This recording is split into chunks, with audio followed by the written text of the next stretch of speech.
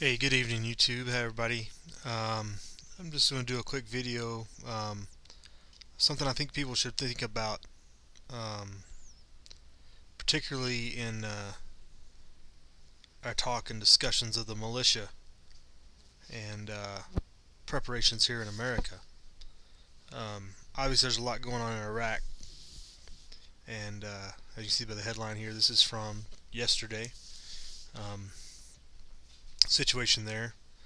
Um, Notably, it's interesting how the press plays it out. Um, because we know if you use the militia here in America, it's like the end of the world. Actually, I don't think this is an American paper. Is this?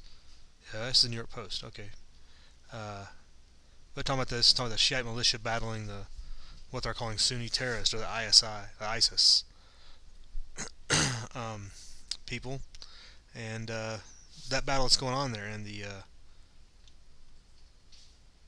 basically we're harming both sides now, which is bizarre. But anyway, um, the militia and its role in Iraq and everything that's went down over the last almost 15 years, or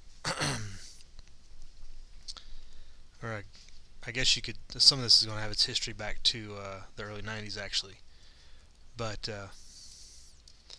here's another story from 2008. You see, this is Monday, San Francisco Gate. Oh, talking about the Sons of Iraq, which is a militia that was formed.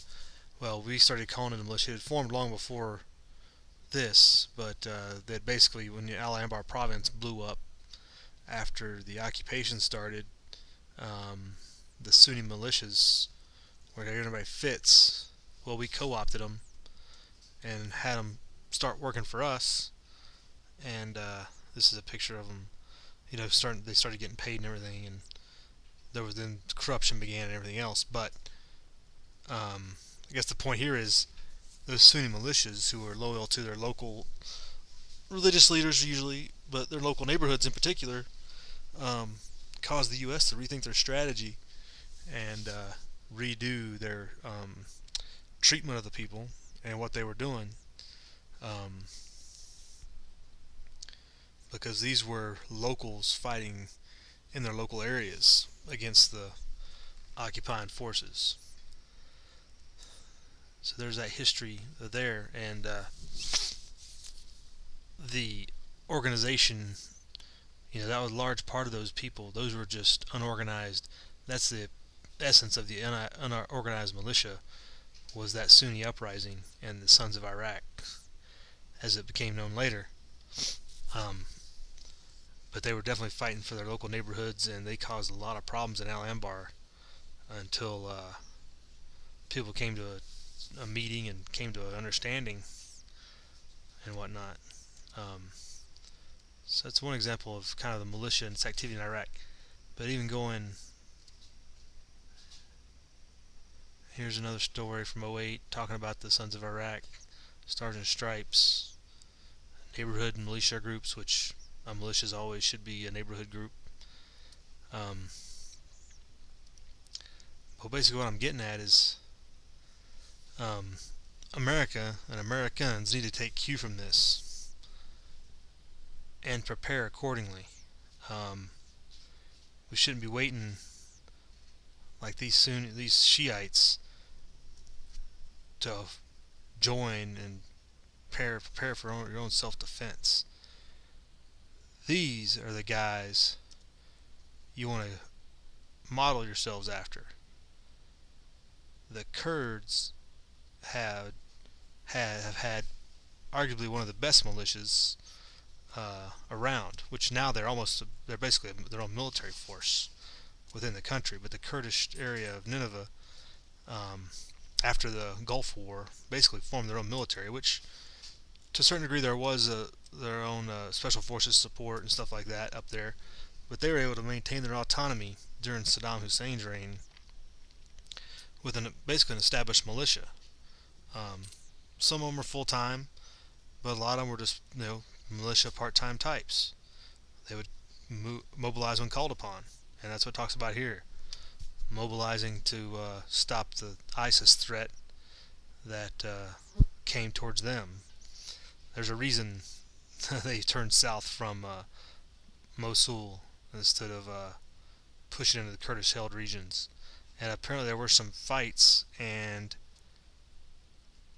I also saw an article where they retook Bakuba and Kirkuk. So they are retaking land or territory that, dang it, don't go there, that they have traditionally not occupied, but they're fighting the ISIS forces more effectively than the Iraqi military.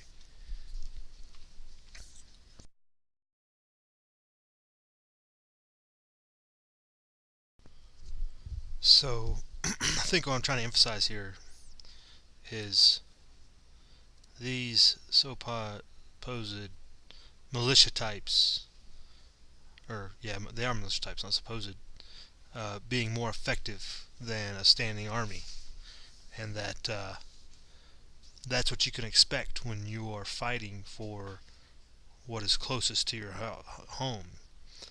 And being well organized ahead of time is all the much better than waiting to the last minute and being disorganized. And it'll be interesting to see.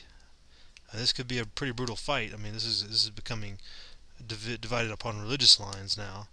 But how these unorganized militia fare against the well-trained ISIS army, or ISIS militia, really, and compared to their Peshmerga brethren up north, who have been very effective and have actually retaken some ground, or expanded their ground, I guess they probably would put it.